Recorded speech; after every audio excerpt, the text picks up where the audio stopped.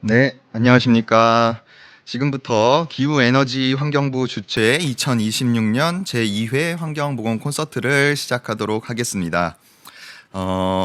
여러분들 너무 바쁘신 와중에도 환경보건 콘서트 강연 들어주시러 와주셔서 너무 감사드립니다. 오늘 환경보건 콘서트는 세 가지 강연으로 진행이 될 텐데요. 첫 번째는 폭염의 건강 영향, 그리고 두 번째는 환경오염과 심혈관 질환, 그리고 세 번째는 어린이 활동 공간 환경보건 안전관리에 대해서 강연을 해주시겠습니다. 첫 번째 강연은 제가 하게 될 텐데요. 저는 충남 환경보건센터의 부센터장을 맡고 있는 최종혁이라고 하고요. 지금 현재 단국대학교에서 예방의학 그리고 역학 환경보건 이런 연구를 수행하고 있는 사람입니다. 그러면은 첫 번째 강연을 시작해 보도록 하겠습니다. 제가 처음으로 이제 설명드릴 주제는 폭염의 건강 영향인데요. 오늘도 엄청 더웠는데 지금 이번 강연에서 설명드릴 주제는 요 폭염이라는 게 어떻게 정의를 하고 무엇인지, 그리고 우리 환경에서 폭염이 발생했을 때 우리 몸이 어떻게 반응하고 건강 영향을 미치는지, 그리고 특히나 누가 더 건강 영향에 위험하고 취약한 집단인지, 그리고 현재 이제 폭염이 발생하고 있는 현황, 그리고 폭염에 의해서 건강 영향이 얼마나 발생하고 있는지, 그리고 이런 것들을 예방하기 위해 가지고 우리가 어떻게 대처를 해야 되는지, 이런 것들을 주제로 좀 말씀을 드릴까 하고 있습니다. 그래서 지금 최근에는 매년 이제 뉴스에 보면은 역대급 폭염이다 이런 얘기들이 나오고 있는데요. 우리가 이제 과거에 어릴 때는 이러한 이례적인 폭염이 가끔씩 있어 왔는데 최근에는 이런 얘기를 좀 매년 듣는 것 같습니다. 그래서 앞으로는 또 얼마나 더워질지, 올해도 또 얼마나 더울지 이런 것들이 좀 걱정되고 있습니다. 그래서 이런 것들이 매년 이렇게 반복이 되면은 이제 이런 것들이 추세적으로 이제 증가하고 있다 이렇게 볼 수가 있겠습니다. 그래서 폭염이 더 이상 예전에는 가끔씩 일어나던 거에서 최근에는 매년 일어나는 어떤 추세적인 자연재해가 됐다. 그래서 우리가 요거를 잘 대처하기 위해서 우리가 폭염을 보건 위기로 인식을 하고 잘 대처를 해야 되겠다. 라고 볼 수가 있겠습니다. 그러면은 이런 폭염들이 왜 최근 들어가지고 더 자주 발생하고 왜 우리 지구가 점점 더워지느냐 라는 건데, 요거는 이제 지구 온난화, 기후 변화 이런 얘기를 이제 많이 들어보셨을 텐데, 우리 지구가 이제 왜 더워지는가 보면은 비닐하우스 같은 것들을 생각하시면 됩니다. 우리가 비닐하우스도 이런 온실 효과의 하나인데, 빛이 이제 비닐하우스로 이제 들어오게 되면은 그 비닐이 열을 가두게 돼가지고 그 내부가 이제 따뜻해지는 거거든요. 그래서 우리 지구도 이런 비닐과 같은 역할을 하는 온실가스라는 게 있습니다. 그래서 이산화탄소, 메탄, 아산화질소 이런 온실가스들이 있는데, 이런 것들을 우리가 과거 이제 산업화 시대 이후로 해가지고 이런 탄소 배출, 이산화탄소 배출 이런 것들을 많이 하게 됐어요. 그래서 온실가스가 매우 이제 늘어나면서 우리 지구가 점점 더 따뜻해지고 있다 이렇게 보시면 되겠습니다. 그래서 우리가 산업화 시대 때 우리가 에너지를 얻기 위해서 과거에 이런 탄소를 통해서 우리가 에너지를 얻기 위해서 그것을 이제 태워서 사용하게 되면서 이산화탄소 배출이 늘어나고 우리 지구에 그런 비닐과 같은 역할을 하는 온실가스가 계속 늘어나고 있다. 이렇게 보시면 되겠습니다. 그래서 이런 온실가스는 사실은 우리 생명 유지에 필요한 겁니다. 그래서 이런 온실가스가 있어야 우리 지구가 따뜻하게 생명이 유지될 수가 있는데, 이게 점점 늘어나면서 너무 더워지고 있다 이렇게 이해를 하시면 되겠습니다. 그래서 우리가 온실가스를 얼마나 배출하고 있냐 봤을 때 여기 그래프를 보시면 1850년대부터 2024년까지 이렇게 쭉 온실가스 배출량을 모니터링 한 거거든요. 그래서 계속적으로 매년 증가하고 있는데, 과거에는 이게 100억 톤 미만, 50억 톤 미만이었다가 계속 증가하면서 최근에는 500억 톤까지 이제 이산화탄소 배출을 하고 있다. 전 세계적으로 이렇게 보시면 되겠습니다. 그래서 거의 요 수준은 거의 1초에 1,700톤 정도 배출하는, 그래서 무게로 치면은 1초에 거의 자동차 1,000대가 넘는 정도로 계속 배출을 우리 전 세계 인구가 이산화탄소를 배출을 하고 있다라고 보시면 되겠습니다. 그래서 어느 나라가 가장 많이 배출하냐? 중국이 1등이고요. 141억 톤. 그리고 미국이 60억 톤 정도 1년에 배출을 하고, 그리고 인도 이런 데도 이제 많이 배출을 하고 있고, 한국도 1년에 한 6억 톤 정도 지금 현재 배출을 하고 있습니다. 그래서 요거가 이제 많이 배출하는 나라가 이제 또 책임이 있다고 볼 수가 있겠는데, 또 중국하고 인도 이런 데는 인구수가 많아요. 인구수가. 그래서 뭐 이거를 또 1인당 배출량으로 친다. 계산을 해보면은 실제로 중국이나 인도보다 미국이나 호주, 우리나라, 캐나다 이런 데가 1인당 배출량은 더 크다고 볼 수가 있습니다. 그래서 이거는 특정 나라가 이제 해결해야 될 문제라기보다는 전 세계 나라가, 이 전 세계 인구가 협조해서 이런 배출량 규제 이런 것들을 같이 해결해 나가야 되는 문제다라고 보실 수가 있겠습니다. 그래서 이런 기후 변화, 온실가스 배출 이런 것들 때문에 지구 온도가 올라가고 있다라고 보시면 되는데, 이게 얼마나 올라왔냐 보시면은 현재 이제 기후 저지선이다라고 보는 게 1850년, 1900년 그 산업화 시대 대비해서 1.5도씨가 오르는 거, 또는 이제 2도씨가 오르는 거를 기후 저지선으로 보고 있는데, 그 온도 이상 올라가면은 이제 되돌리기 어렵다 이렇게 보고 그 온도를 이제 기준선으로 잡고 있는데, 여기 이제 유럽 연합에서 모니터링하고 있는 기온을 보면은 현재 1.42도씨까지 올라왔다고 보고 있고, 이 기후 저지선까지 도달하는 데는 2029년 또는 2030년대가 되면은 이제 그 기후 저지선에 도달할 것이다 이렇게 예측을 하고 있습니다. 그래서 과거에는 이 예측이 한 2030년 40년대쯤 됐었거든요. 근데 이게 점점 또 앞당겨지고 있습니다. 그래서 우리가 곧 맞닥뜨릴 문제이다라고 이해하시면 좋겠습니다.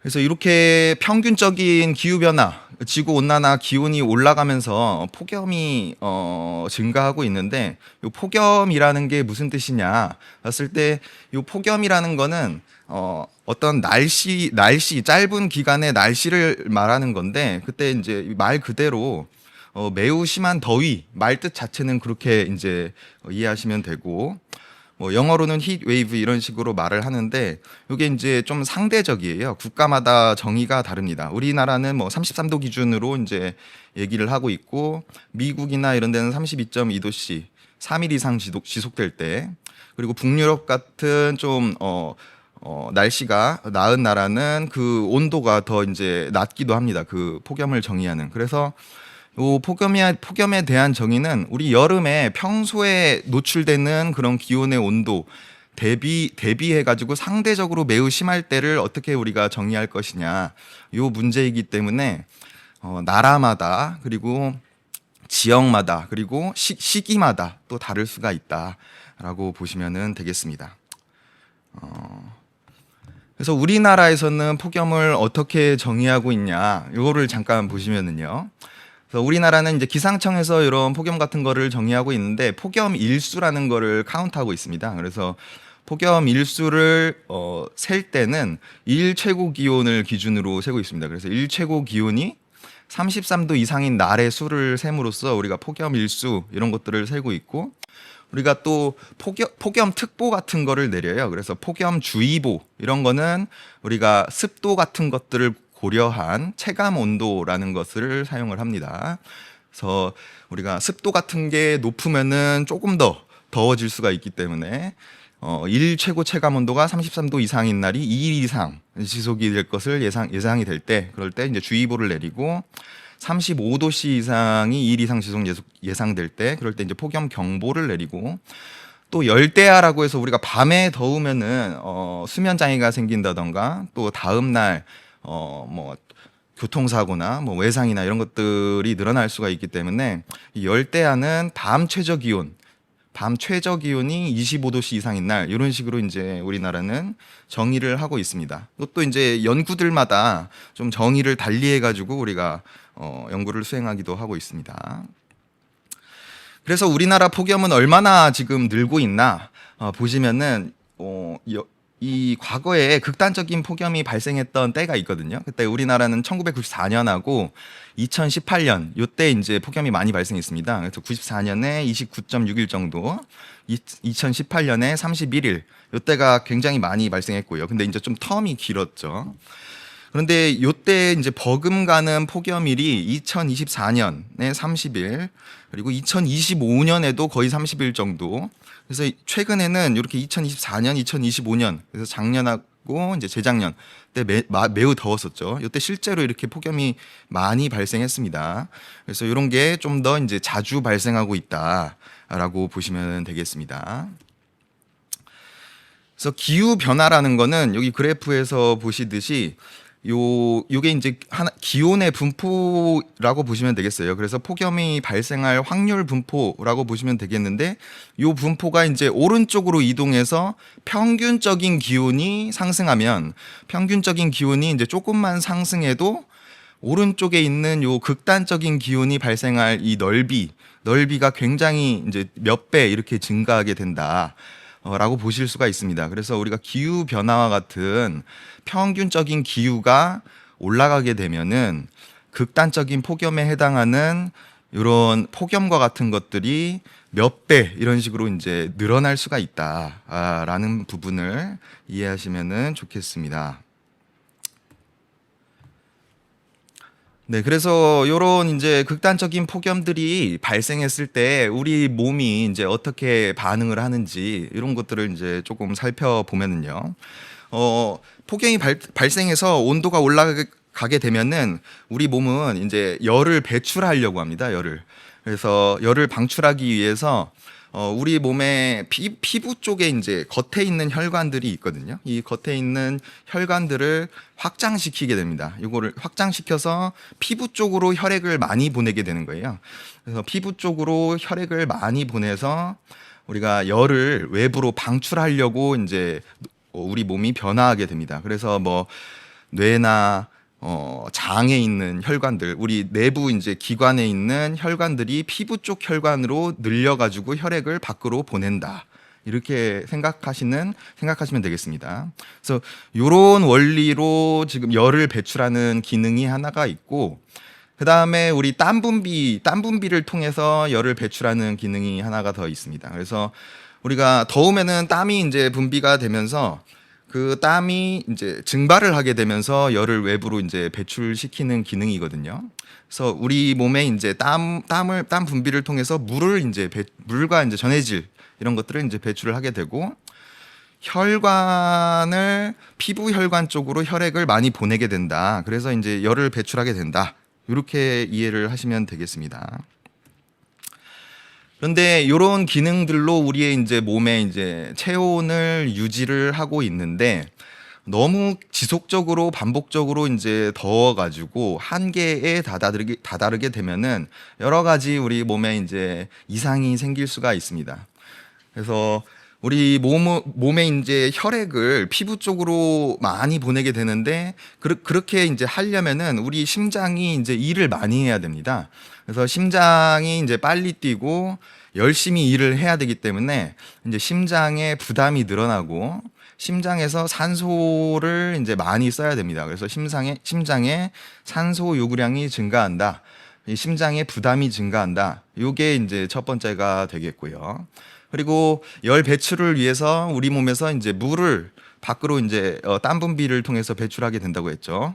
그래서 요 탈수 증상이 심하면은 탈수 증상이 나타날 수가 있고 우리 몸의 장기에 이제 허혈이라고 해서 피가 이제 잘 안 가게 되는 그런 문제가 생길 수가 있습니다. 그리고 또 이제 산화 스트레스 반응이라는 게 있는데 폭염 폭염과 같은 이제 기온이 올라가고 온도가 올라가게 되면은 우리 몸에 이제 기초 대사량이 늘어나게 되면서 이런 활성산소 이런 에너지를 만들 때 발생하는 활성산소 같은 것들이 있거든요.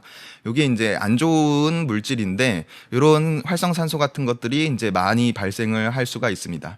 그렇게 되면은 우리 몸 이제 전신적으로 염증 반응 같은 것들이 일어날 수가 있게 되고 최종적으로 심하게 되면은 이런 장기 손상, 염증 반응과 산화 스트레스로 인해 가지고 장기 손상 이런 것들이 이제 발생하게 되면서 여러 가지 몸에 문제와 질환들이 생길 수가 있다라고 보시면 되겠습니다. 온열 질환이라는 것이 직접적으로 발생할 수가 있고 열사병, 가장 심한 것이 이제 열사병이거든요.